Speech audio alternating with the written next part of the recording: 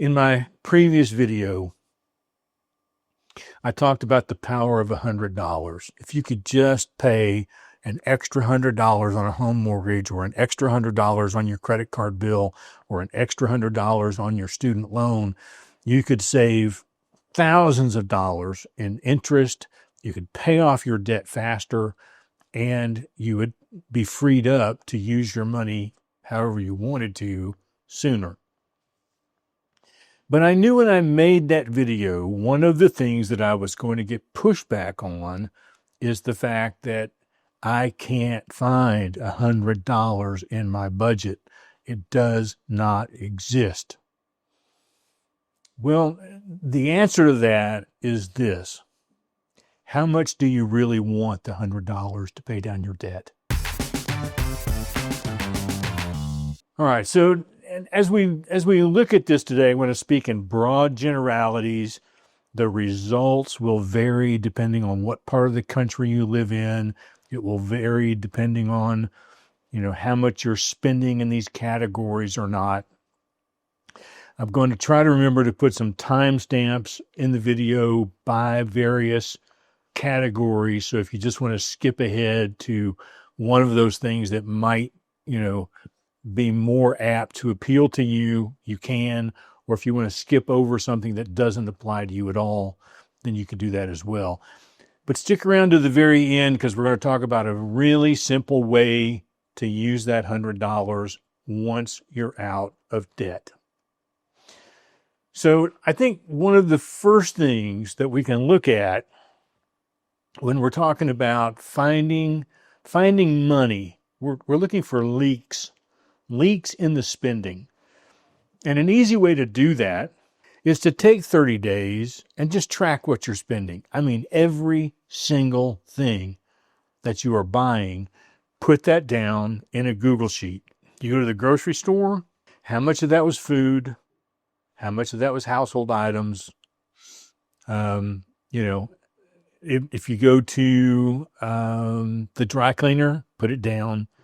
If you stop and get gas in your car, put it down. If you walk inside and buy a package of gum, put it down. I mean, every single thing.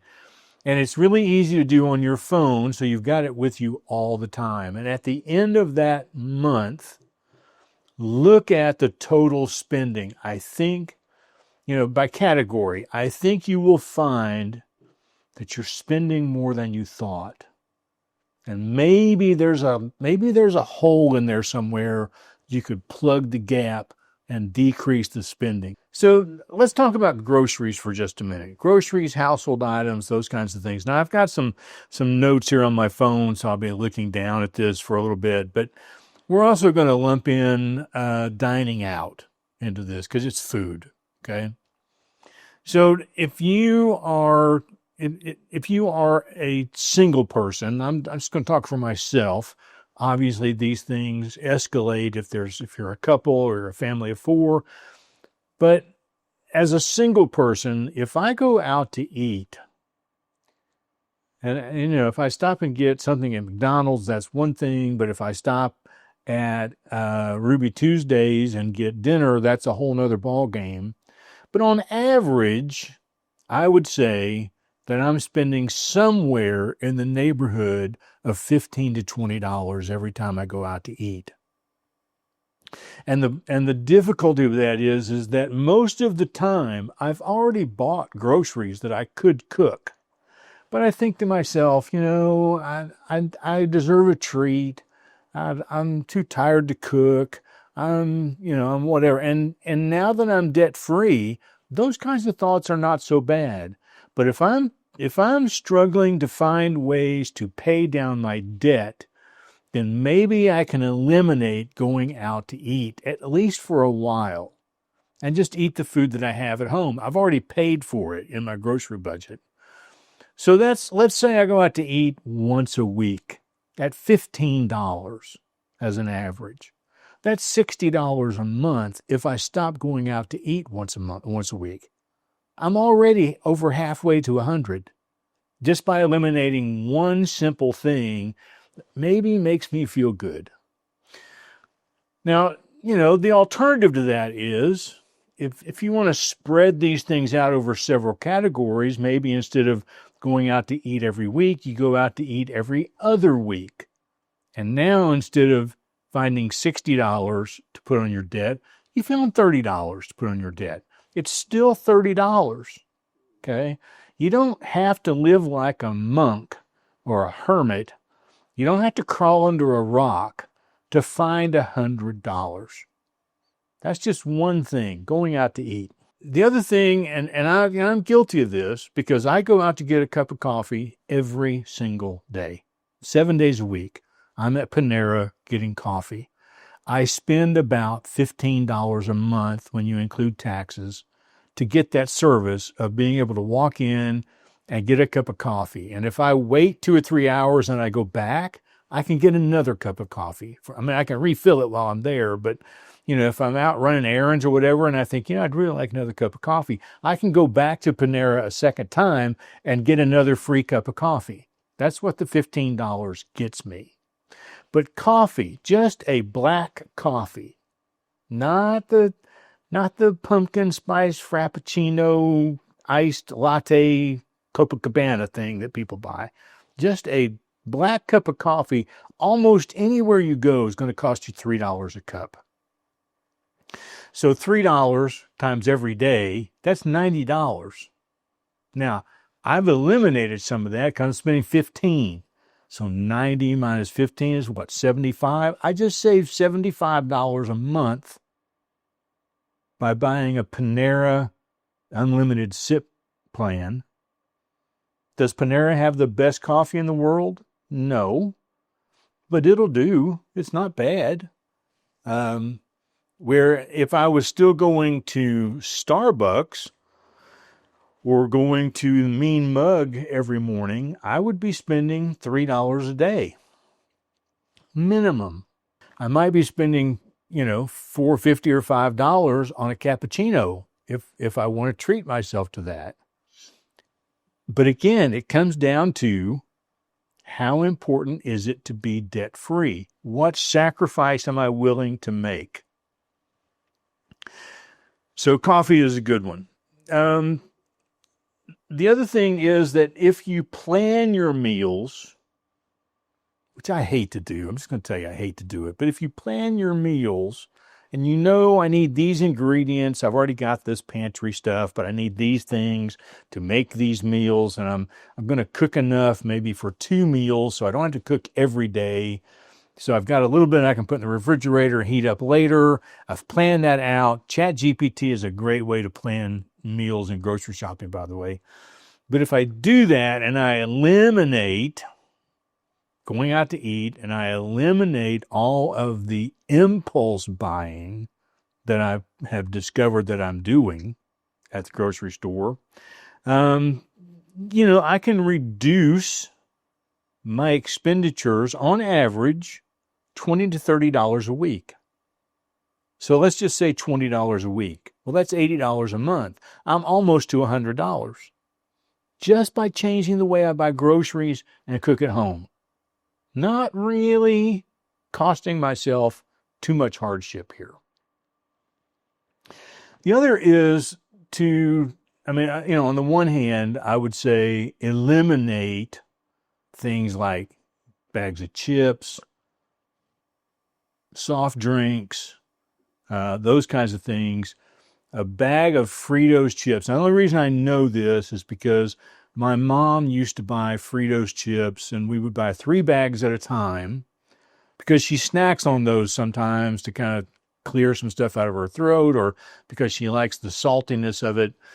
And, it's a vice that she can afford, okay? But a bag of Fritos chips at Walmart costs $4.50 a bag.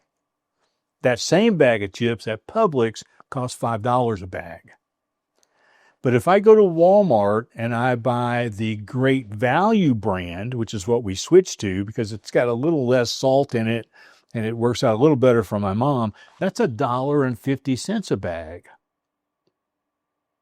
So I went from $4.50 to $1.50. I just saved $3 and I'm still buying the same stuff. $3 a bag, $9 every grocery trip. So, I've made a switch. If I eliminate buying Diet Cokes, which I have pretty much done, I rarely ever go through a drive-through to get a Diet Coke anymore, and I don't keep any in the house. But, a 24 case of Diet Coke will run you, it seems like it was around $13 or $15. I could be wrong about that. Might be closer to 12. But if I eliminate that, it's $12 a week on a 12 pack. I'm probably going to drink 12 Diet Cokes a week, but let's say I only drink 12 Diet Cokes every 2 weeks. Well, that's still some money I've eliminated, and I'm really not missing anything. Now, where it gets really personal, and where you may decide to turn the video off, is if you're a smoker. In Tennessee, you will pay, actually in Chattanooga, you will pay an average of $85 for a carton of cigarettes. That's 10 packs.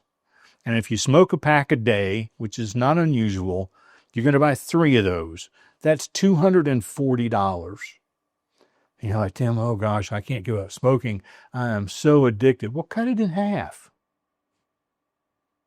Now you've eliminated $120. You found your $120.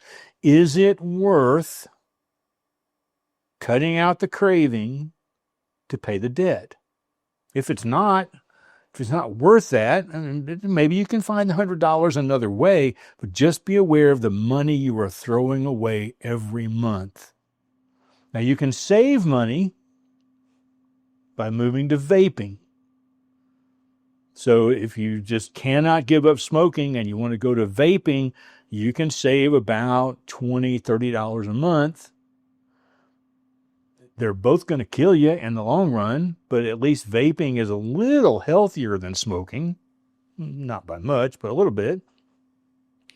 Or if you want to cut out beer, let's talk about beer. The average price of beer in Chattanooga for I think a 12 pack. Let me hang on just a second. I'll be right back. So an average 24 pack of beer at Walmart, again, you're getting a little cheaper. It's going to run you between $25 and $30 for a 24 pack.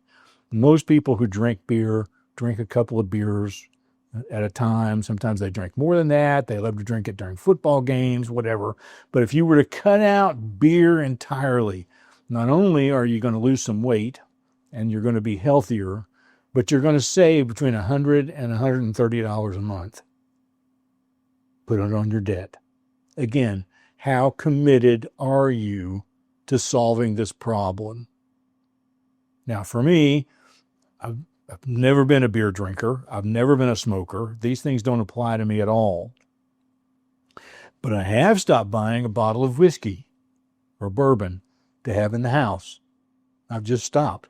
I'm saving those purchases only for special occasions, and I was paying roughly $50 or $60 a month on a bottle of bourbon, sometimes $80 or $90 a month if I wanted to get something really nice. By eliminating that, I've already found money to put on my debt, if I had debt. All right, let's move on. I know I've been, I have now totally been interfering in people's lives, and I'll try to stop meddling. So, another way to find some money is with your streaming services. Now, a lot of people pay for cable, and they include the internet charge with their cable, and they're renting a modem through the cable company. And, a basic cable, really, really basic cable in the Chattanooga area runs about $90 a month. But most people add things like HBO or Cinemax or Showtime or sports channels or whatever, and it can run that average up to $150 a month.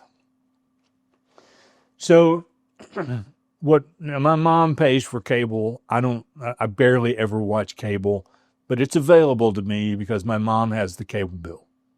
I pay for the internet, and I'm paying $68 and something a month for 1 gig download speeds in Chattanooga through EPB. So $70. And then if it was just me, I wouldn't worry with the cable, wouldn't have cable at all. And I would think about paying for Netflix for a month, canceling the plan, paying for Amazon Prime for a month, canceling the plan, paying for Apple TV Plus for a month, canceling the plan, paying for Paramount Plus for a month, canceling the plan, and rotating back through so that I have about $70 a month for internet and another $25 or so for each streaming service. So I'm still under $100, and I've gone from the $150 with all the plucks and all the perks down to $100. I've saved $50 a month. And I just binge those things as I go. Now, I recently reinstalled Netflix because I'm waiting for the final season of Stranger Things. And when Stranger Things is over, Netflix is over as well. I have with one of my credit cards, it pays for Hulu. Another one of my credit cards pays all but about $9 for Paramount Plus. So some of those things I'm getting perks from the credit cards that I use. We're not talking about using credit cards right now because you want to get rid of your credit cards. You want to get out of debt. But that's one way to find some money. The other way, one of the things that I did, I was paying $120 a month for Verizon for my iPhone. Now, that included unlimited talk and data. That included insurance. It included a couple other perks that I went with. I didn't really need, but, I did it. And then I switched over to Mint Mobile. And for the first 3 months of Mint Mobile, it was $15 a month. That's their introductory offer, or at least it was. I'm paying $30 a month now. So I went from $120 to $30. That's $90 I just saved. Now, is it perfect? No, it's not perfect. But it pretty much does about 95% of everything I need for it to do on a regular basis. And that's enough for me to be able to save the money. The other thing is, take a look at your homeowner's insurance or your car insurance. Can you save a little money in the short term at least by increasing your deductible? If you haven't had an accident in a while and you've got a $500 deductible and you raise it to $1,000 deductible and it drops your insurance by $30 or $40 a month, do that for a while until you paid your debt off. Just do it and shop around. Maybe you'll find something even cheaper that will do a similar thing for you, might even save you more money. The other things you can do, even if you keep your internet plan and your cable plan the way you have it, if you just go to Best Buy and buy a modem and eliminate the $10 a month rental fee, over time, you can add that $10 a month back into your plan to, once you've paid off the modem, that's $10 a month you just found to put toward $100. You don't have to find $100 in one fell swoop. You might find 8 or 9 things to combine that still makes your life livable, but find $100. The other thing is, we rarely ever need to use hot water when we're washing clothes anymore. All of our detergents now work pretty much equally well in cold water, and you can save maybe $10 on your electricity bill by cutting your hot water laundry out, going cold water only, and cutting your dryer to medium instead of high heat. So every little bit of electricity you can save in that, or gas, whatever it is that you're doing to funnel that, every little bit adds a little more money into your budget to be able to pay down your debt. If it's possible to go from 2 cars to 1 car, and one of you carpool or drive each other to work if you're married, whatever, that is a harsh reality of where we're at these days. Now, I traveled 85, 90 miles one way to work. But if I was still living in my house in Cleveland and still working at Lake Forest Middle School, I could ride my electric bike to work every day and start and just put the car in the garage. Where I have, I think I said in one video, I have about 250,000 miles on my car. I looked at it, it's actually 165,000. It wasn't quite as much as I thought. But my mom has a 2014 Volkswagen Passat.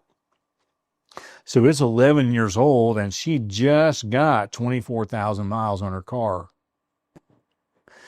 So, you know, it's a difference of what lifestyle are you living? Where do you live? What does it take to get to work? Can you take public transport instead of driving your car?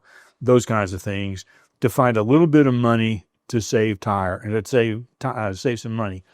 The other is, you know, you can save a little bit on gas a couple of ways.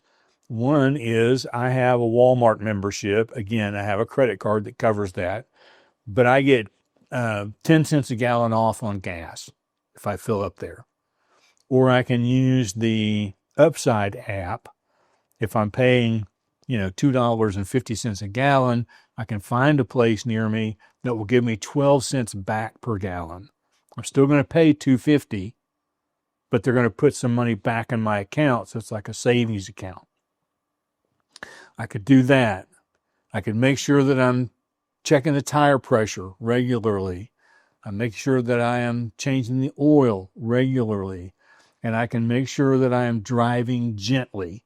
No more gassing it out of a red light or screeching to a halt at a red light, but just drive. You know, I still drive a little over the speed limit on the highways. Not much, but a little bit. But in town, I try to set my cruise control on the speed limit because that's where you burn up the gas the most, is driving in town. So that'll save you a little bit of money. I also talked about the Upside app. It's free, but there's other apps like Gas Buddy that will show you the gas stations around you and show you where the cheapest price is. So that instead of going to the Shell station where you pay $2.50, you might go to a Quick Mart where the gas is $2.35.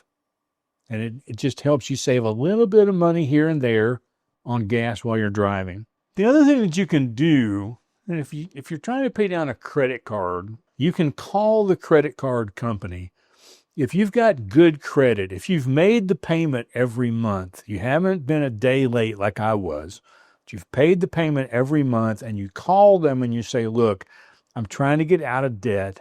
Can you lower the interest rate on this card for me? I'm not going to be charging anything else to it. I just want to pay down the debt, but I'd like to get a little help here. They might take that $21 or 21% interest and lower it to 15. That's going to save you some money in interest payments across the board, and it will help you get out of debt faster. The other is if you've got a bank account that charges you fees, find another bank account.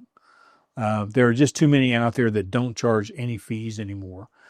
And, I make a little bit of interest, maybe a penny or two every month because my checking account never has a lot of money in it.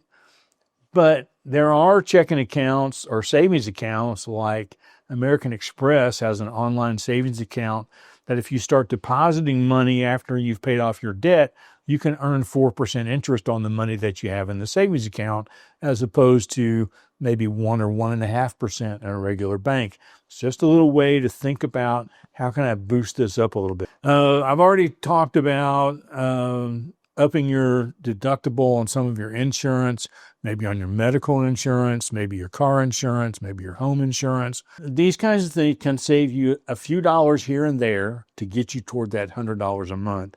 And then some places, not everywhere, but some places like your utility bills and those kinds of things, if you set it up on an auto pay plan where it's going to automatically deduct out of your checking account every month, sometimes they will give you a discount to do that because they know that they're going to get their money. It's not a risk to them anymore. So, another way to save a little money is, instead of me going to Dillard's to buy a new shirt, I have a shirt I'm giving to Goodwill. Maybe I buy a new shirt at a secondhand clothing store. People give up really good clothing at these places, and sometimes you can find a really good deal. I'm one that gives up really good clothing there. And so you can save a little bit of money by replacing the clothes you have with secondhand clothes or thrift shopping. Just don't go wild. Don't be like, oh, I was going to pay $50 for a new shirt, but here they're $10. I can get 5 shirts. That's not the point. The point is to find the money to pay down your debt. One thing I talked about in a previous video is checking to see what kind of free subscriptions you can get with your local library. Checking out books to read rather than buying them. Audio books that you can download instead of having an audio subscription. Tools in the Chattanooga library, they have a whole bank of tools that you can check out for free. So you don't have to buy them or rent them or whatever if you have a small job to do. All of those things will save you money in the long term. And then, really look at the subscriptions you have. I mean, all of them. Magazine subscriptions, app subscriptions, home subscriptions, gym subscriptions, TV, cable subscriptions. Look at all of them and see what you can cut out or decrease to help you find that $100. Now, here's the thing. Let's say that it's going to take you 5 years of living this way to pay down the debt that you want to pay down. Let's say it's a credit card debt. Or let's say that you're finally going to get a handle on the student loan debt that you have. Or maybe it's going to take you 3 years because you want to pay off your car and then think about just buying used cars from that point on. If you were to deposit that $100 that you've been paying down the debt with, when the debt is paid, if you take that $100 and you deposit that every single month into an average performing mutual fund, which pretty much comes in close to the S&P 500, and it almost always beats inflation by a little bit. This is something I wish I had done. But if you were to deposit that $100 for 20 years, every month for 20 years, you will have invested $24,000 and your mutual fund will be worth $56,000. That's not bad. If you were to get really, really serious about paying down this debt and you found $200 to pay down your debt and you really got rid of it fast, and then you put that $200 in a mutual fund for the next 20 years, you would have invested $48,000, but you'd have a little over $113,000 because the average return on an average mutual fund over the course of all the previous years is 8%. That's not a bad return. It isn't just about paying down the debt. It's about using the money you're using to pay down the debt to now plan toward retirement. If you're 40 years old, 20 years in a mutual fund is easy to do. If you're 30 years old, 30 years in a mutual fund is easy to do, and the end result is even more. I hope that you will take a really hard look at the finances that you have, find the money you need. Don't think you got to sell all your furniture and sleep on the floor, or sell your house and sleep in a tent. Or, there's all kinds of YouTube videos out there of people who have chosen to live in their car, travel the world, whatever. I'm not talking about that. I'm talking about finding a little piece here and a little piece here and a little piece here to add up to $100.